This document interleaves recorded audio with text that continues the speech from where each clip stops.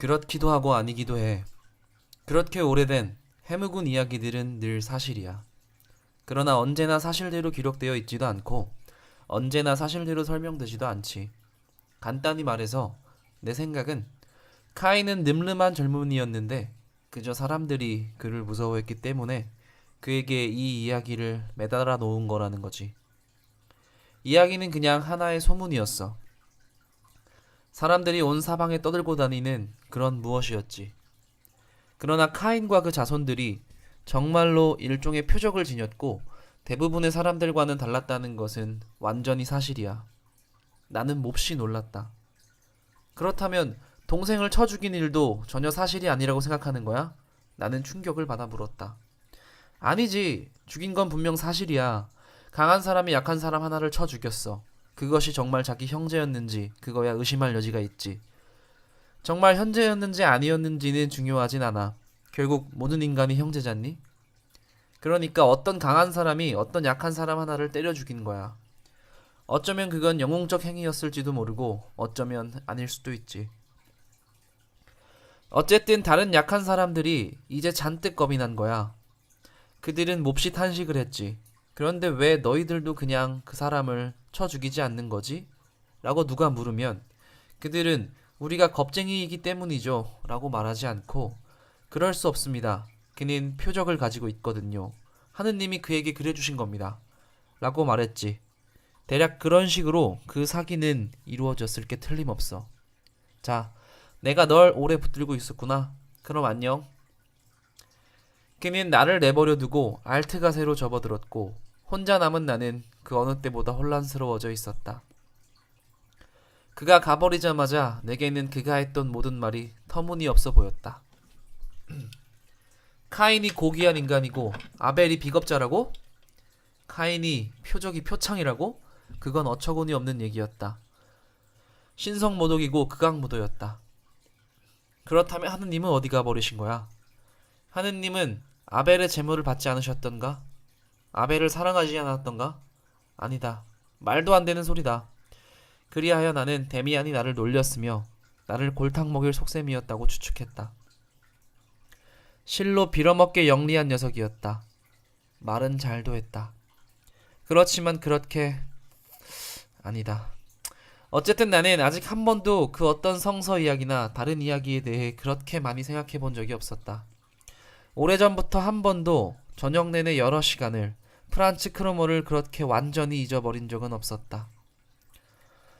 집에서 그 이야기를 다시 한번 통독했다. 성경에 써있는 그 이야기는 짧고 분명했다. 그리고 거기서 어떤 남모르는 특별한 풀이를 해본다는 건 완전히 미친 짓이었다. 데미안의 말대로라면 사람을 쳐 죽인 자도 스스로를 하느님이 사랑하시는 사람이라고 선언할 수도 있었다. 아니다. 그건 말도 안 되는 이야기였다. 데미안이 그 이야기를 하는 태도가 세련되었을 따름이었다. 마치 모든 것이 자명한 일이나 되듯 그렇게 쉽고 멋지게 그리고 거기다 그런 눈으로 말하다니. 물론 나 자신도 아주 정상적인 상태는 아니었다. 심지어 몹시 혼란에 빠져 있었다.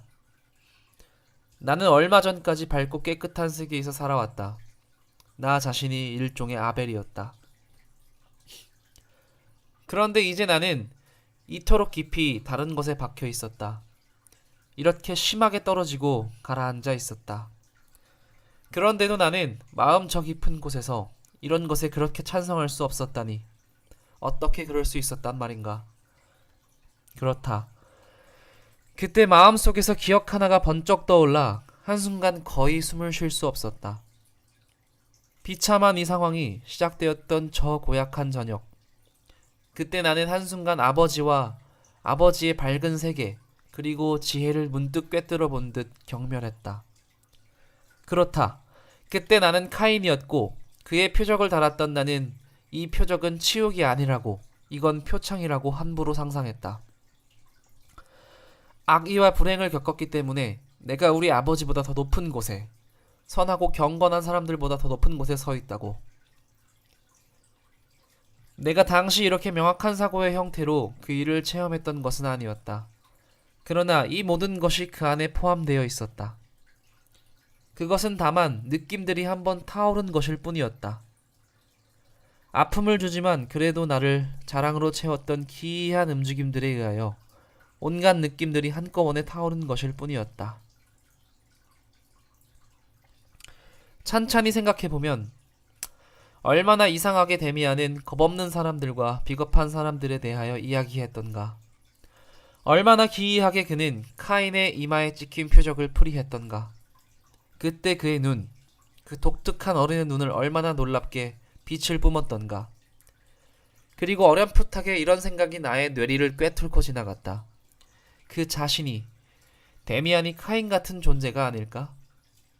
그 자신이 그와 비슷하다고 느끼지 않는다면 왜 그는 카인을 옹호했을까? 왜 그의 눈에는 그런 힘이 있는 걸까? 왜 그는 그렇게 다른 사람들, 겁 많은 사람들, 사실은 하느님 마음에 드는 경건한 사람들에 대하여 비웃음을 띠고 말했던가? 이런 생각을 나는 끝없이 했다.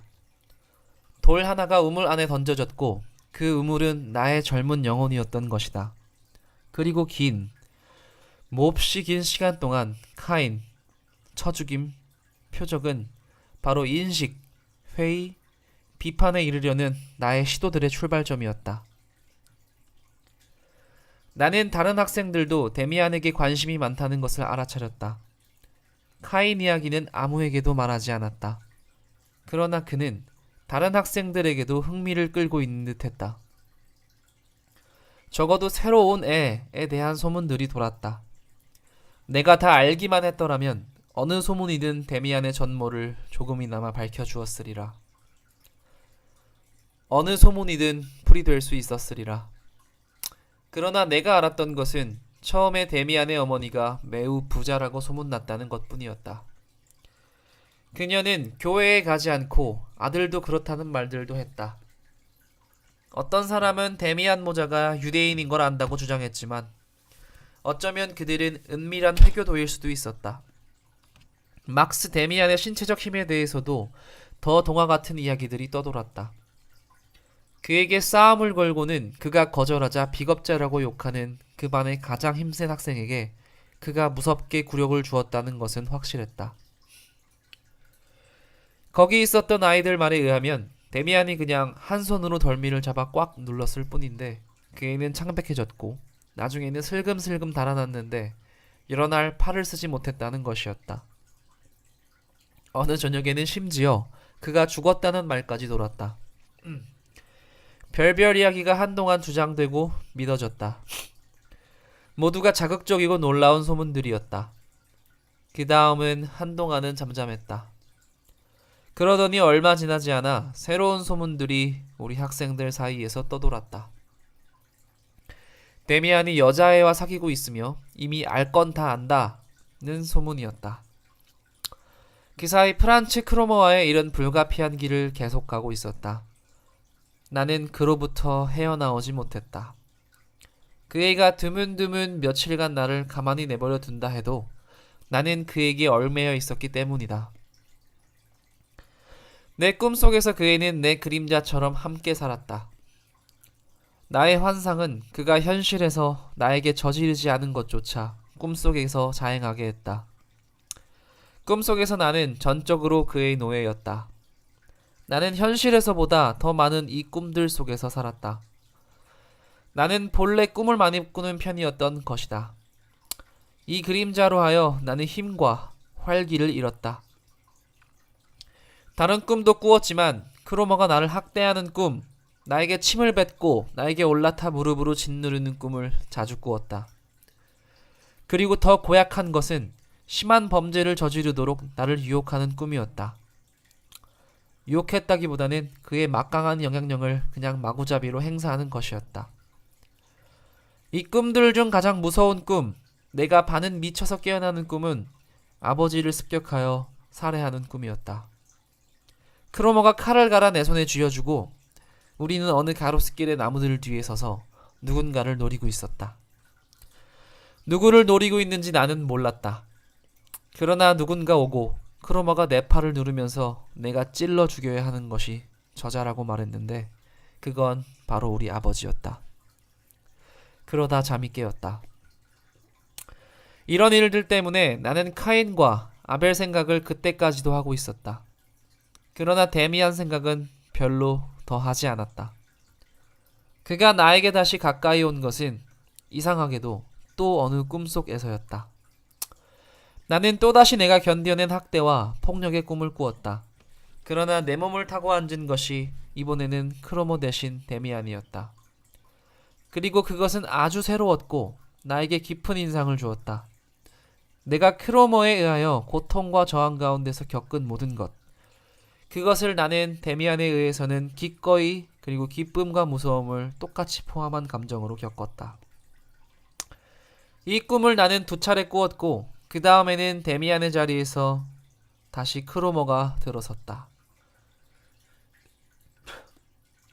이 꿈들에서 내가 체험한 것, 그리고 현실에서 체험한 것을 나는 오래전부터 더 이상 정확하게 구분을 못한다.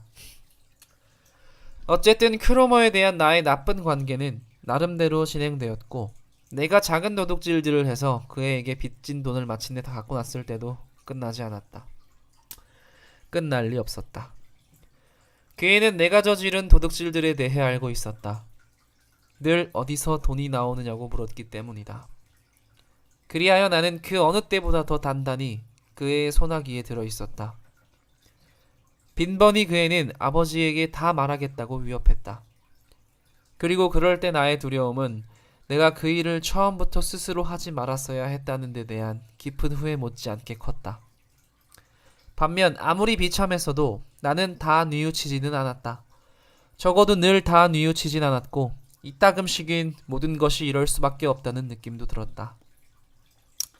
내 위에 어떤 숙명이 드리워져 있고 그것을 깨뜨리려는 시도는 아무 소용없는 일 같았다. 우리 부모님도 이런 상황으로 적지 않게 괴로우셨을 것이다. 낯선 귀신이 들려 내가 그토록 친밀했던 우리들의 공동체와 더 이상 어울리지 않았던 것이다. 그 공동체를 향하여 마치 잃어버린 낙원을 향한 것 같은 격렬한 향수가 자주 엄습했다. 특히 어머니는 나를 악동이라기보다는 환자 취급을 하셨다. 그러나 상황이 진짜 어땠는지는 두 누이들의 태도에서 가장 잘 알 수 있었다. 매우 아끼면서도 나를 끝없이 비참하게 만들었던 그들의 태도 속에서 내가 일종의 신들린 사람이라는 것, 자신의 상태로 하여 비난당하기보다는 탄식을 받아야 할 사람, 그러나 그 속에 바로 악의 둥지를 틀고 앉은 사람이라는 것이 똑똑하게 드러났던 것이다.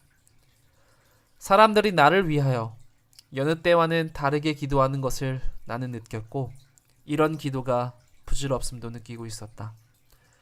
안도애의 동경, 제대로 된 고해애의 욕구를 나는 자주 타는 듯 느꼈다. 그러면서 또한 내가 아버지에게도 어머니에게도 모든 것을 바로 말하고 설명할 수 없으리라는 것을 먼저 느꼈다. 나는 알고 있었다. 사람들이 이 일을 다정하게 받아들이고 나를 몹시 아껴주며 실로 유감스러워하리라는 것을, 그러나 완전히 이해하지는 못하리라는 것을. 그 모든 것은 운명이었는데 사람들은 일종의 궤도 이탈로나 보리라는 것을, 아직 11살도 안 된 아이가 그렇게 느낄 수 있다는 것을 믿지 못할 사람들도 덜어 있을 줄 안다. 그런 사람들에게는 내 일을 이야기하지 않겠다. 인간을 보다 잘 아는 사람들에게 이야기하겠다. 자신의 감정들의 한 부분을 생각 속에서 수정하기를 익힌 어른은 어린아이에게서 나타나는 이런 생각을 잘못 측정하고 이런 체험들도 없었다고 생각한다. 그러나 내 인생에서 그 당시처럼 깊게 체험했으며 괴로웠던 때도 드물다. 한 번은 비오는 날이었는데 나의 박해자로부터 성앞 광장으로 나오라는 부름을 받았을 때였다. 나는 광장에 서서 기다리며 흠뻑 젖은 검은 나무들에서 떨어지는 축축한 마로니의 이파리를 두 발로 헤집고 있었다.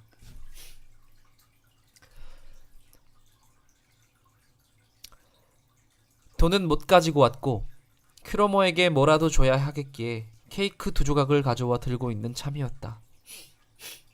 나는 오래전부터 그렇게 어딘가 한 구석에 서서 오래도록 그 일을 기다리는데 익숙해 있었다. 그리고 사람이 어떻게 바꿀 도리가 없는 것은 하는 수 없이 접어두고 받아들이게 마련이듯 그 사실을 받아들이고 있었다. 마침내 크로모가 왔다. 그날 그 애는 오래 머무르지 않았다.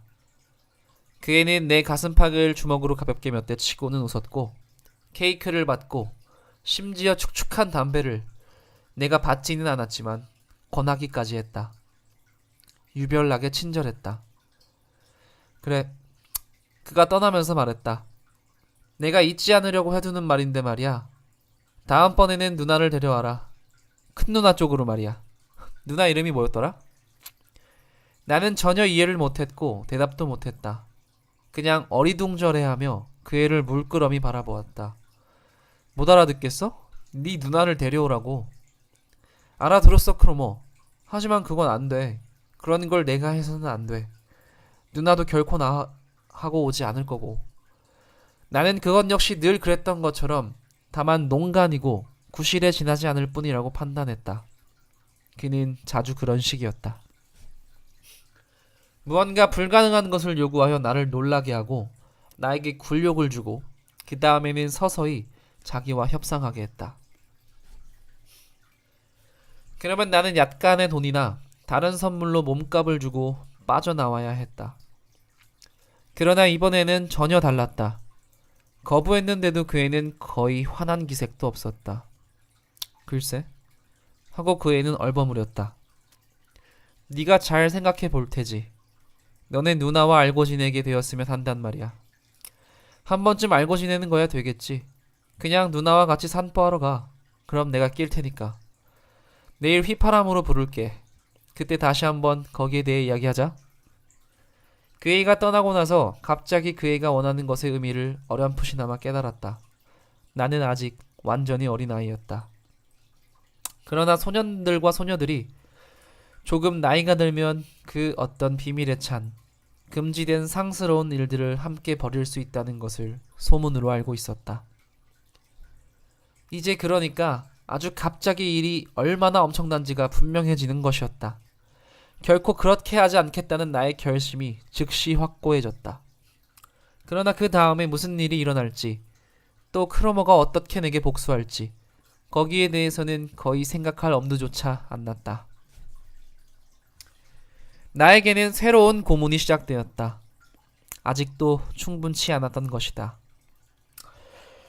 절망적으로 두 손을 호주머니에 넣은 채 나는 텅 빈 광장을 건너갔다.